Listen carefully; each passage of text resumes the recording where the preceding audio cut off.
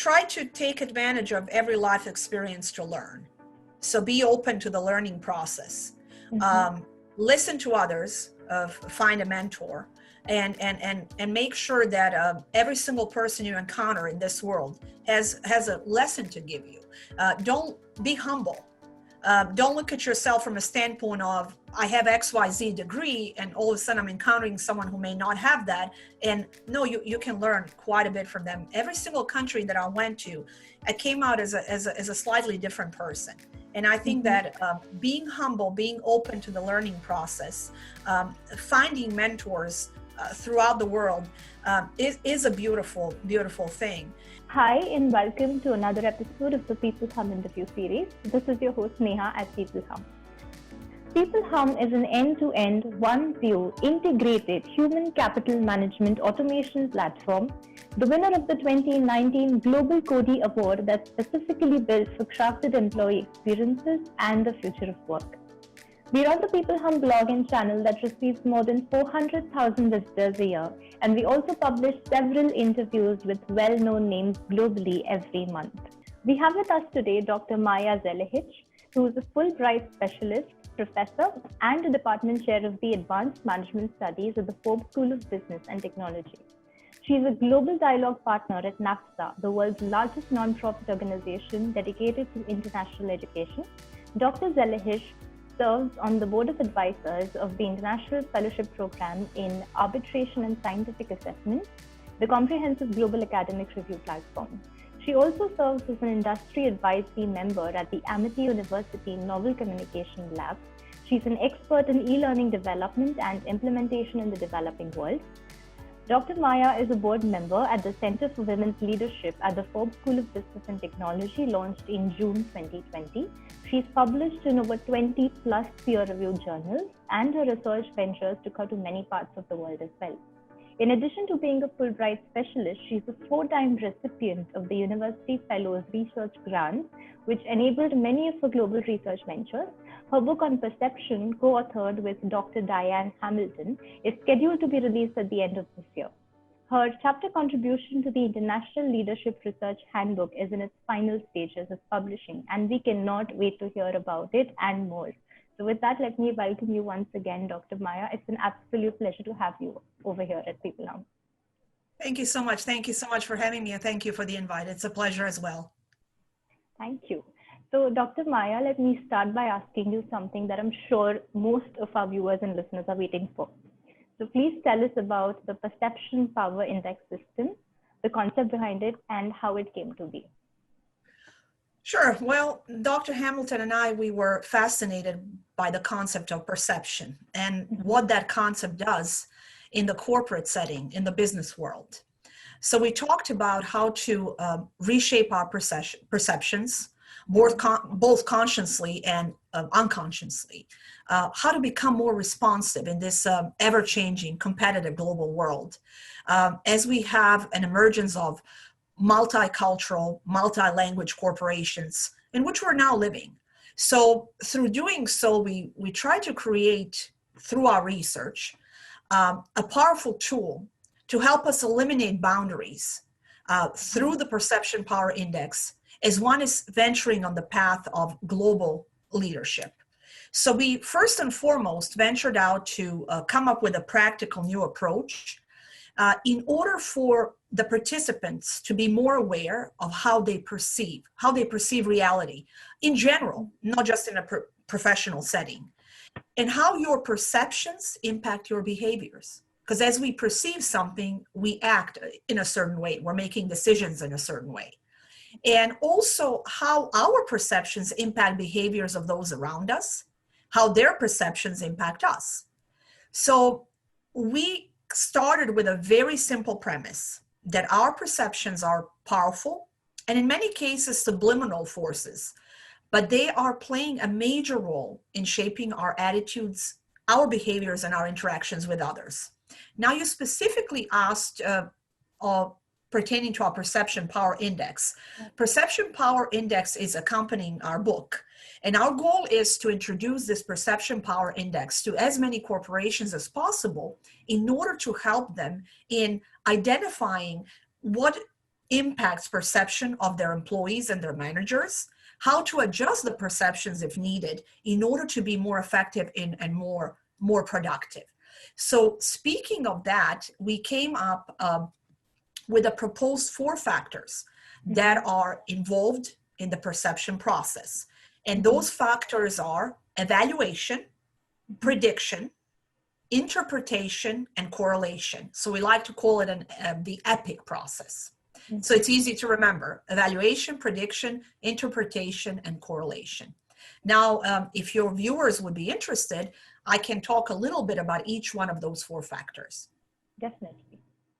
Okay, so the evaluation concept of EPIC is being aware of the situation, and in particular of your own set of beliefs, values, how you perceive this reality. And think about yourself, all of your listeners. When you perceive reality, when you are in a particular situation, what do you feel plays the most important part in how you perceive things? I would probably say it is our experience, life experiences, our upbringing, our culture, our values, the core of our being, many different factors. So that is that concept of evaluate. That is the evaluate out of EPIC. Then we have predict. We're trying to increase our level of being successful. So we're trying to predict and be aware of others. So to predict is to draw educated conclusions based on our experience, based on our knowledge about the situation and the people that are involved. It is to say to another person, me talking to you, I know how you feel about this situation, but how will others feel about the situation? So being able to predict. So that is a P when it comes to EPIC. Now, I is interpret. And this is where it gets tricky. So we're looking at our own emotional intelligence and critical thinking. Emotional intelligence and critical thinking are really impactful when it comes to perception. So we are trying to evaluate, predict, but interpreting is understanding everything, understanding oneself and understanding others, and evaluate what that means. And then the last step is correlate. And that is the 4th and the final element. It's a process of monitoring and managing our perceptions, correlating it, creating meaning out of it, and getting better. So our goal is, and we created a training program as well, our goal is for the audience members to read the book, take the index, and try to polish their perception, make it, for the lack of better words, better in a corporate setting. And to the employers, why that matters, it matters because you want to increase the productivity and efficiency of the employees and their motivation. Definitely. I feel like when we had heard about this concept in perhaps lesser gist via Dr. Diane Hamilton, I remember being very fascinated with this because I feel like it is obviously the answer that you just gave us is definitely very nuanced. But at the same time, I also want to really appreciate the fact that at the end of the day, despite whichever setting you're in, be it a corporate setting, be it any kind of setting, unless you realize the fact that people perceive differently, there are going to be differences. And to actually get to the root of that and try to understand that and then apply it into your day-to-day life, into your work life, I feel like that is something really commendable. Thank you so much for sharing that with us. You're very welcome. Applicable in real life as well, not just a corporate setting. I mean, when I say real life, I'm talking about your personal life. Our perceptions impact all of our relationships in life. Exactly. And I also feel like it's not something that is also going to happen overnight, right? It's a whole process. So to be able to learn about that and actually imbibe it into our lives is not only going to help us in other facets of life, but also in who we become as a person. So I feel like the work that you're doing is absolutely great. Moving on to the second question, you're the co-founder of DIMA Innovations. So although we've heard about it from Dr. Diane, we'd love to hear more about it from you as well. Absolutely. DIMA Innovation was the entity we created for the purposes of working on the book and the index. and the training materials. And Dr. Diane Hamilton is one of the Thinkers 50 Radar, which is the equivalent of the Academy Award winners in the world of business. She's a nationally syndicated radio host, and she is actually also a published author, also in the world of academia, and she's a behavioral expert. In her first prior book, not her first book, she has several, was on curiosity. It was her research on the curiosity that led both of us to this concept of perception. We started with a very simple premise. What companies want to increase their productivity to make more money, bottom line. But how do you get to that level? You talk about something, something as simple as in a corporate setting, you have one of the higher level managers conveying a message. And you have, let's say, 10 employees in that boardroom. And that message that manager wanted to be very upbeat and very optimistic is not coming across as such. So at the end of that message, 5 out of 10 of his employees are not motivated. What he failed to realize is how they perceived his message. So being in tune with other people's perception is not just a nice thing to have, it's a must-have. How do I come across being self-aware? And we talked about this, we touched upon emotional intelligence, critical thinking skills, just a pure intelligence as well, but emotional intelligence is more impactful, more powerful. In order for me to be self-aware and be aware of how first of all of us, you and I, everyone listening, we know what we want to project. We are aware, this is what I would like people to think of me, or this is the perception that I would like for others to have. But is that truly coming across? I caught myself multiple times, I'm sure you have as well. I could have done this a little bit better. And we do that all the time. We're checking our own projection and how we come across to others. Mm-hmm. Absolutely. That's definitely very interesting stuff. Could you tell us something about your work in e-learning development and its implementation in a developing world, one that's ever evolving now more than ever in terms of the pandemic? Yes, I actually originally going from the world of academia, which I'm a department chair of the Forbes School of Business at the University of Arizona Global Campus. Forbes School of Business is with the University of Arizona Global Campus. So I manage academic division, advanced management studies. We have an MBA program, a DM program, and actually PhD in organizational leadership and development. But prior to that, I was very fascinated with doing research. And doing global research was my area of expertise. And I was really drawn to doing research in the developing world. I actually originally was born and raised in Bosnia, southeast of Europe. Went through the experience of my country being in the war situation. Went through the refugee experience as well, and finally immigrated to the United States. And I felt that I had this feeling I have to give back primarily to the developing world. Not to say that they're not worthy ventures in the developed world, but I really felt that I can make a difference elsewhere. So I did several research studies in different areas in the Southern African region, Zambia in particular. Did some research in the Middle East, did some research in Haiti, did some research in Mexico and Cuba and some other places. And as part of some of the ventures that we did in the Southern African region, I was actually painfully aware of what is needed in order for different developing countries to be competitive with others. And one of the main ingredients was the ability and accessibility of e-learning. And it was beautiful to observe in different regions of the world what can happen once you educate the faculty members first and foremost, how to utilize the technology. So I was working on the training of the faculty members. That was my main goal. I was not training students per se, but then the faculty members were training students. And you have a situation where transportation and logistics and I actually did lectures all across India in 2018. So there are many places within the world where transportation is not at the level where it needs to be. So you have bright and talented students that are unable to travel, well, financially as well. They're not able to stay in the big cities to go to their studies. I've seen, and it was really beautiful seeing students being able to study from their villages across the world because of the ability of their universities now implementing online learning. They're saving on accommodations. They're also saving on transport costs. Sometimes, occasionally, they would still go to the main hub of the university, maybe for the exams or depending upon the country.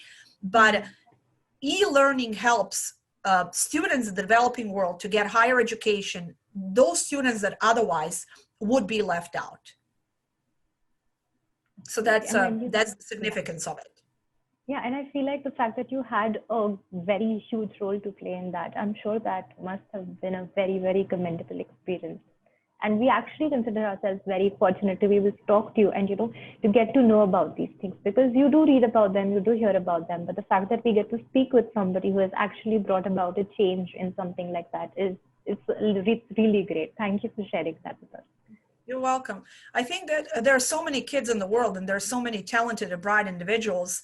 And in the few decades prior to this era that we live in, they would have been left out because they're not going to have access to the higher education. I think that we're actually evening the competitive field right now. And we are getting to the point where anyone from anywhere is able to compete and outcompete others. And that's beautiful for the global economy, and it's beautiful for the world. Just the difference that access to education makes in children's life. And for example, I had a student that approached me once, and she said that thanks to the e-learning, she doesn't have to marry. Her father wanted her to marry at a very young age because she can't go to the university because they don't have the money. With the e-learning, her father was okay because all they needed to do is purchase laptop. And all of a sudden she said, not only she's pursuing higher education, she doesn't have to marry a man she doesn't want to marry. And I'm laughing, but it's really not funny at all. Actually, it was a very heartwarming story. Because I said to myself, we truly, on the ground level, you can't change the whole world, but you can change one person at a time. So on the ground level, you make a significant change in someone's life. Now she wants to be a teacher. So it's, that's extremely commendable. Yeah. Wow. That's absolutely great. Oh, the next question that I want to ask you is sort of related to what we just spoke about. In your experience as a department chair at the Forbes School of Business, how do you think the future of higher education looks like? Well, it is such an exciting, such an exciting world right now. I mean, goes without saying, we had a very, very challenging year. And the beauty of the online education really shined through this year in particular. You and I chatted just prior to the session, so we were talking about, my children being able to continue their education fully online. That was not our first preference. So what we're seeing now in the world of education is that many universities have to come on board when it comes to the online learning. And to be frank, some traditional universities in the past were kind of looking down at the online learning component or dismissing it. Forbes School of Business and Technology, as part of the University of Arizona Global Campus, is very fortunate that we have the technology and the development. So we haven't missed a beat this particular year, with the understanding that we also had situations with, you have faculty that were sick and students that were, so you had to be extra accommodating and extra understanding of this momentum, this thing that we all as a global community are going through. But as far as technology, as far as the access to education, as far as the way our courses are structured, we haven't really changed. With that said, there is a lot of talk, and actually a few years ago, I gave a talk at the conference in London. There was a lot of talk about whether a 4-year degree program, whether that's becoming obsolete, whether we all trying to move towards some sort of a small certificate type of a program, or maybe a 2-year degree programs, and why? Because by the time students graduate, sometimes the skill set they started with year one is no longer applicable. year 4, especially if they're in some sort of a manufacturing technological field, or medical, or something along those lines. If you study history or philosophy or something along those lines, chances are you're going to be fine.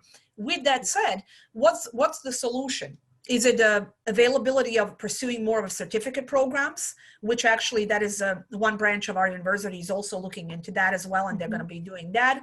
Is it a shortening the degree programs, having more accelerated program? My department, we designed and redesigned our MBA program this year. We made it so relevant, and we're lucky to be connected with the Forbes brand. So we took advantage of all the Forbes resources. So we have courses that have the live blogs and the live feeds that are tied to the course objectives, current news that are connected to something that our students are studying. So we have a lot of different things that are actually very relevant, where the curriculum is changing real time, which is, I think, every single school has to get to that point. Because if you come up with a textbook, you have a finance course. Well, look what's happening in the finance markets just in the last 3 months. So our students have the benefit of reading the news that just came out this morning pertaining to some of the course concepts. And we luckily have the technology to do that. That's great. That's great. Lastly, I want to ask you, if, off the top of your head, you were to list, say, 3 steps to success in any whichever field you want. So if you were to list 3 steps to success, what would they be? Oh, wow. I didn't give, I would say, try to take advantage of every life experience to learn. So be open to the learning process. Listen to others, find a mentor, and make sure that every single person you encounter in this world has a lesson to give you. Don't be humble. Don't look at yourself from a standpoint of, I have XYZ degree, and all of a sudden I'm encountering someone who may not have that. And no, you can learn quite a bit from them. Every single country that I went to, I came out as a slightly different person. And I think that being humble, being open to the learning process, finding mentors throughout the world is a beautiful, beautiful thing. And then also set your goals. I write my goals sometimes on a piece of paper, sometimes on a napkin. So it doesn't have to be anything fancy, but I always write at least 2 to 3 goals. They can be a short-term or long-term goals. And it's very therapeutic once you cross out that goal, and you accomplished it. It doesn't have to be anything, incredible, but it is your goal. It's something that, and also, this is not a step per se. I keep reading. Whether you want to read, or whether you want to listen to books, whether you want to watch documentaries, never stop doing it. A lifelong learner, because there's so much to learn. And so those are some of the steps. I think I gave you a little bit more than 3, but that's kind of being humble and open to a learning process in every venue of life is what I think is of incredible importance. Definitely. And that's very valuable advice. I'm sure that all of our listeners and viewers will agree. So with that, Dr. Maja, thank you so much for spending time and talking to us today. It was a great conversation, and I wish you and your work all the best. Thank you so much. Thank you so much. Really appreciate you having me, and all the best to you and all of your listeners. Thank you. Thank you.